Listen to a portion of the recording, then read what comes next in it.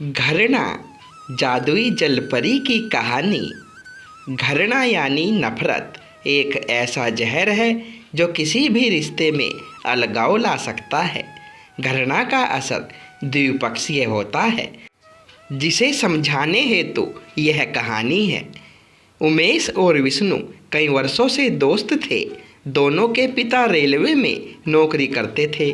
विष्णु भी अपने पिता की तरह रेलवे में नौकरी करना चाहता था, इसलिए वह रेलवे एग्ज़ाम की तैयारी कर रहा था। वहीं उमेश का पढ़ाई में बिल्कुल मन नहीं लगता था, इसलिए वह विष्णु का भी मन भटकाने की कोशिश में रहता था। दरअसल विष्णु उमेश की तुलना में पढ़ाई में ज़्यादा होशियार था। इसी वजह से उमेश मन ही मन उससे घृणा करता था, लेकिन ऊपरी तौर पर वह उसके दोस्त होने का दिखावा करना बखूबी जानता था। एक दिन उमेश विष्णु से पूछता है, तुम सारा दिन पढ़ाई करते करते बोर नहीं होते? विष्णु मुस्कुराते हुए कहता है कि यार, जिंदगी में कुछ सार्थक लक्ष्य तक पहुंचने के लिए मेहनत तो करनी ही पड़ेगी, और फिर पढ़ाई करना मुझे बचपन से पसंद है। भला मुझे इसमें कैसी बोरियत महसूस होगी। लेकिन उमेश पहले से ही बाहर घूमने की योजना बनाकर आया था, इसलिए वह विष्णु से कहता है कि आज मेरा जन्मदिन है और आज हमें बाहर पिकनिक पर चलना है। तुम्हारा कोई बहाना नहीं चलेगा। विष्णु अपने दोस्त को उसके खास दिन पर नाराज नहीं करना चाहता था, इसलिए वह बाहर चलने को मान जाता है। दोनों अपनी अपनी साइकिल से निकल पड़ते हैं। कुछ देर बाद वे एक नदी के किनारे पहुंचकर अपना टेंट लगाते हैं और वहीं बैठ जाते हैं। कुछ देर बाद उमेश केक काटता है और विष्णु को खिलाता है। विष्णु भी बड़े प्यार से अपने दोस्त को केक खिलाकर उसके चेहरे पर लगा देता है। कुछ देर मस्ती करने के बाद दोनों नदी में नहाने के लिए कूद पड़ते हैं। अचानक उमेश के पैर में किसी का स्पर्श होता है, जिससे वह डर जाता है और नदी से बाहर निकलने लगता है। लेकिन उसी वक्त एक खूबसूरत जलपरी पानी से बाहर आ जाती है। जलपरी को देखते ही दोनों की आंखें चकाचौंध हो जाती है। दहशत से पैर कांपने लगते हैं। उन्हें समझ में ही नहीं आता कि जलपरी को देखकर उन्हें क्या प्रतिक्रिया करनी चाहिए। जलपरी दोनों के डरे हुए चेहरे देख जोर जोर से हंसते हुए कहती है कि तुम दोनों को डरने की ज़रूरत नहीं, मैं तो तुम्हें उपहार देने आई हूँ। उपहार का नाम सुनते ही दोनों की जान में जान आ गई। उमेश लालच भरी आवाज़ से जलपरी से उपहार के बारे में पूछता है। जलपरी नदी के अंदर से 2 पत्थर निकालती है और एक एक पत्थर दोनों को देते हुए कहती है, ये चमत्कारी पत्थर है और हर पत्थर केवल 2 ही इच्छाएं पूरी कर सकता है, लेकिन यह सीधे तुम्हारे लिए काम नहीं करेंगे, बल्कि एक दूसरे के लिए जो भी कुछ मांगा जाएगा उसका आधा तुम्हें मिलेगा। इतना कहते ही वह पानी के अंदर वापस चली गई। जलपरी की बात सुनकर विष्णु को थोड़ा संदेह होता है, लेकिन उमेश की खुशी का ठिकाना नहीं था। वह उछलते हुए नदी से बाहर निकलकर खुशी से नाचने लगता है।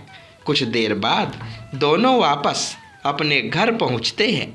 दोनों यह बात अपने घर के लोगों से छुपा लेते हैं। उमेश को मन ही मन लग रहा था कि विष्णु तो पहले से ही उससे बेहतर है, वह उसके लिए क्या मांगे। वह विष्णु से कहता है, तुम मेरे लिए बहुत सारी दौलत मांगो ताकि उसकी आधी तुम्हें भी मिल जाए और मुझे भी। मैं तुम्हारे लिए उतनी ही दौलत मांगूंगा।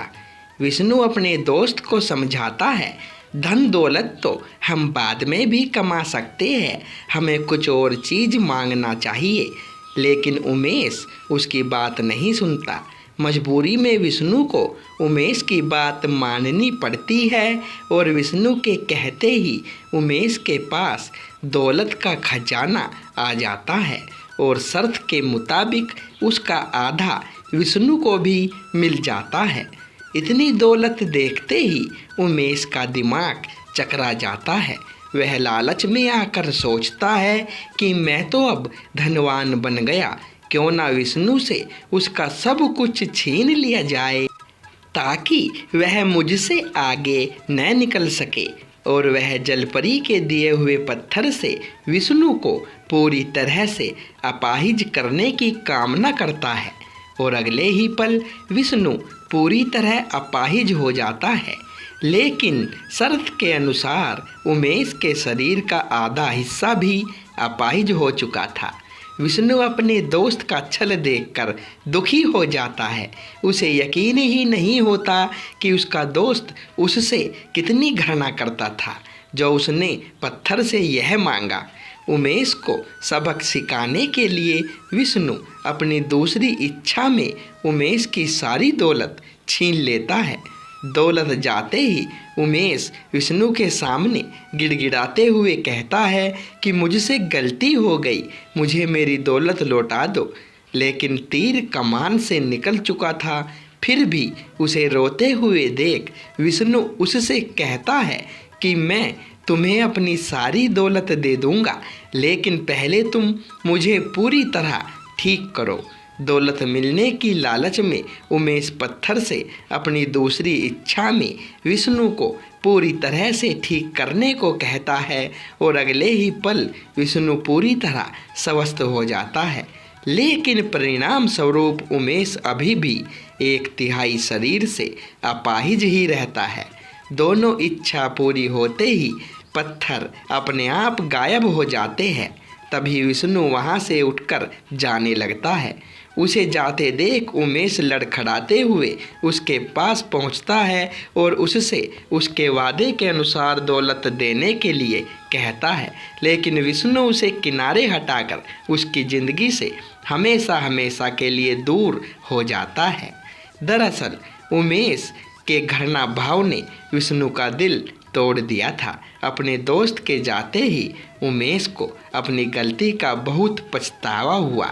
उमेश आज भी पश्चाताप की आग में जलते हुए अपाहिजों की जिंदगी जी रहा है और इसी के साथ यह कहानी ख़त्म हो जाती है। तो दोस्तों, कहानी अच्छी लगी तो वीडियो को लाइक, शेयर और चैनल को सब्सक्राइब करें। धन्यवाद दोस्तों।